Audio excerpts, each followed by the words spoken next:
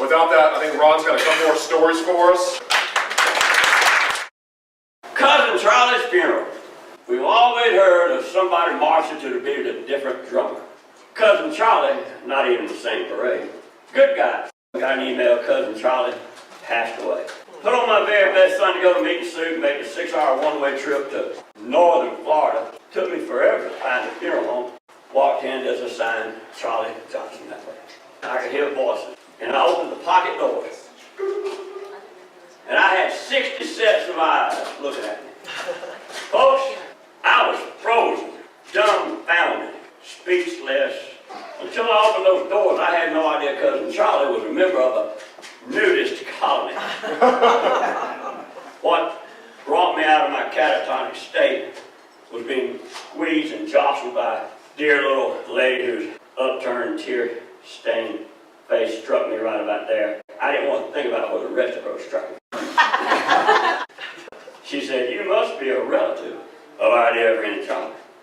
Would you like to view the body?" For the first time in a long time, Cousin Charlie really looked natural. Mr. Greene, given the fact you're a relative of our dear friend Charlie, would you mind sharing some remembrances of y'all's growing up? I said, Cousin Charlie was a plain man, humble man, salt of the earth. Cousin Charlie would give a stranger the shirt off his back, and apparently his pants and underwear too.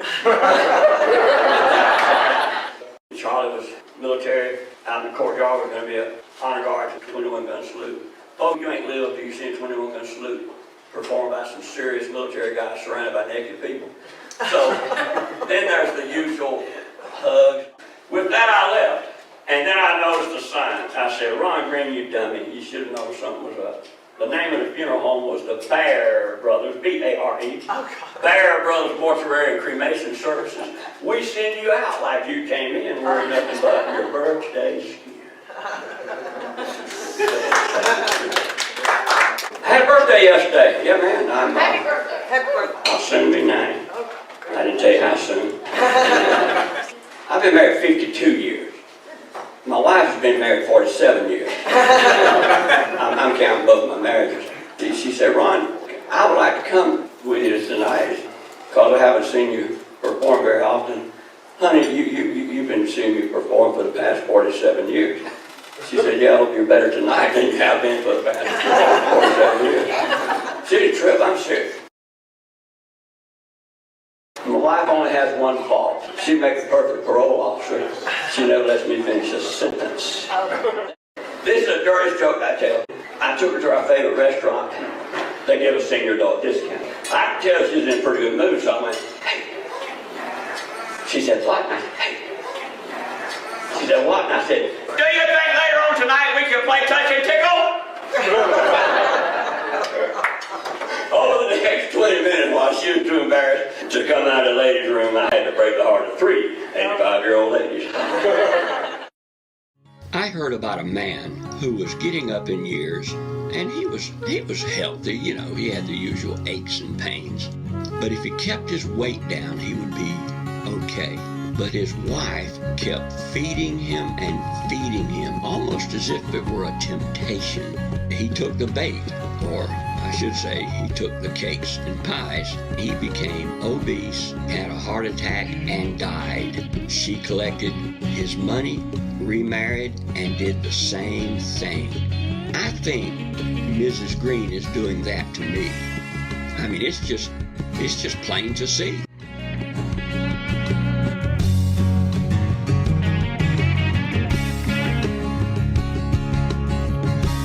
Feeling kind of bad now. Ask the doctor now. Doctor, what is wrong with me? He took one look now. He said to me now, "You're getting fat as you can be. Plain to see, plain to see. What her cooking's been doing to me. Plain to see, plain to see. What her cooking's been doing to me." She may have a plan. She checked my will now. You got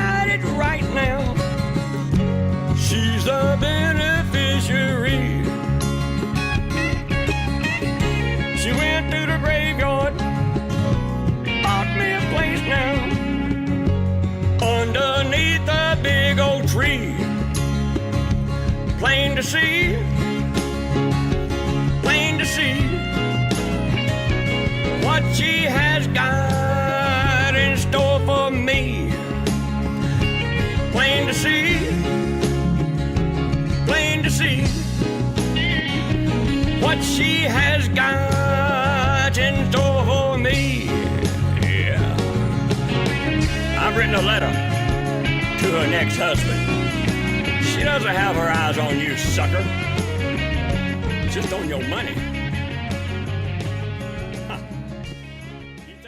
Hey, and the Holy Kisser. At church one Sunday, she got in the car, slammed the door, and said, "Ron, I'm so angry." First thought I had was, how did she find out? What are you angry at? You know what Brother Howard did? At the time, Brother Howard was about 85 years old, teetering on the edge of senility. What did Brother Howard do? He extended his hand. I extended mine. He grabbed me a death grip, pulled me up to him, and gave me a kiss right there. Ron, what was he thinking? I know exactly what he was thinking. Precious memories, how they linger, how they ever flood my soul. And then she made this profound statement. Ron, men don't look at other women with thoughts of kissing them.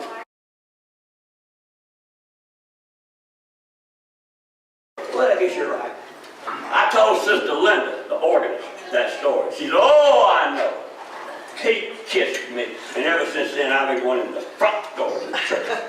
I said, "Well, Brother Larry likes to kiss a girl, too." "Yes, but I don't mind being kissed by Brother Larry." So then I figured I need to find out what the secret of Larry's kissing is. This joke is going to take some audience participation. Not going to embarrass anybody, I promise. When I point to you, you're going to repeat this 7-word question. Did y'all ever go on a date? Did y'all ever go on a date?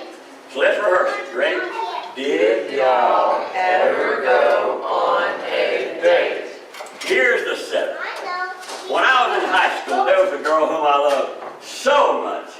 Every time I passed her locker, I kissed it. Did y'all ever go on a date? No, it was bolted to the wall.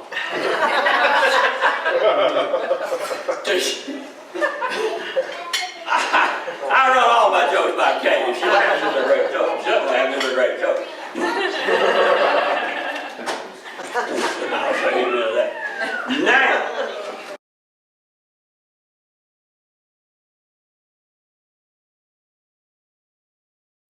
Royce is 3 years older than Cat. That's obvious. When they got married, he robbed the cradle, she robbed the grave. Royce served in the United States Navy. Thank you, Royce. Did you serve during Vietnam or shortly after? Yeah. You saw some stuff, but I guarantee you.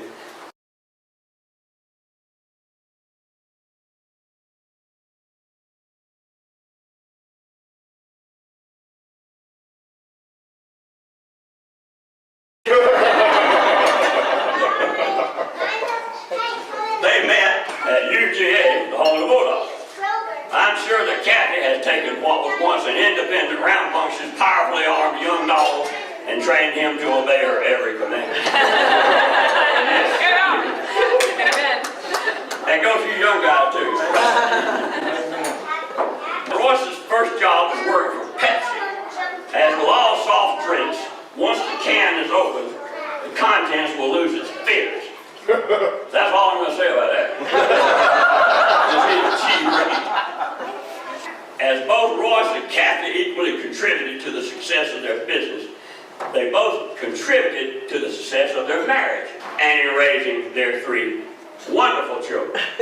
I think every mother in here will agree that what my wife Kay told me, Ron, what Kathy contributed to delivering their babies was a whole lot more intense and not nearly as much fun as Ross's contribution. However, since their 3 children were born about 3.5 to 4 years apart, we can conclude that Ross could be counted on to make his contribution on a regular basis.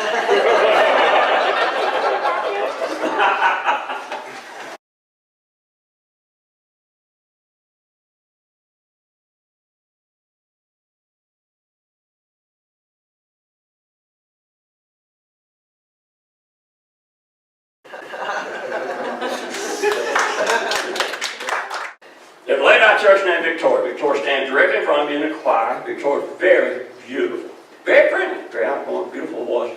Victoria is also addicted to buying new clothes. A while back, Victoria outdid herself. She came to church wearing a pair of white, tight-fitting pants. We sang our special anthem. Victoria's waiting on the bottom of the steps. Ron Greene, come here. Yes, Victoria. Ron Greene, what happened to the men when we sang our song? The tenors, the basses. What do you mean what happened? Ron knows exactly what I mean. We had that song memorized perfection. And when we sang it, the men singing the wrong part, the wrong notes, you with the loudest voice of all behind me, just embarrassing us to death. What? Was something distracting you? Victoria, I don't want to go in. Ron, what happened? Victoria, because of those pants, Victoria, you ain't got no more secrets. That's a perfect joke. I'm serious. I've heard $2,000 jokes worse than that. I told that joke to Kay. This is her expression. Don't you get it? And she said, I get it. And then she knew when this happened. She said, Ron, did you really say that to that lady? Kay, what's the name of that lady? The real lady who wore the see-through pants. Her name is Gail. Would the story have made sense if I said, Gail, because of those pants, you ain't got no more secrets? Of course not, Ron, but I never know what you're going to say next. Welcome to my world. The associate pastor at Mud Flat Baptist Church came down with a severe case of strep throat. His doctor said, go buy a fifth of Jim Beam, some honey, lemon juice, mix it up according to this ratio. He had one problem. I'm a Baptist. Rather than go to the next county, he asked the deacon to come along as a witness. What he should have done, he should have called over to the Episcopal Church, because everybody knows where there's 4 or more Episcopalians, there's always a fifth. Love that.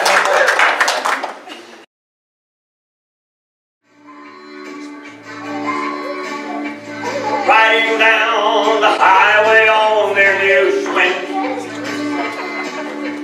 gonna do some preaching to the lost. 2 by 2 is the only way you see them. Plus they volunteer, they pay all their costs. As they ride on through every neighborhood, you must admit they're looking good, because they're all wet, very neat and clean. All the questions they have heard before, walking up your steps and knocking on your door, they make Southern Baptists want to scream the world. Here come the Mormons, it might be the Romneys. They're the ones coming in the latter day. They're the ones who preach I can have more than one life. I can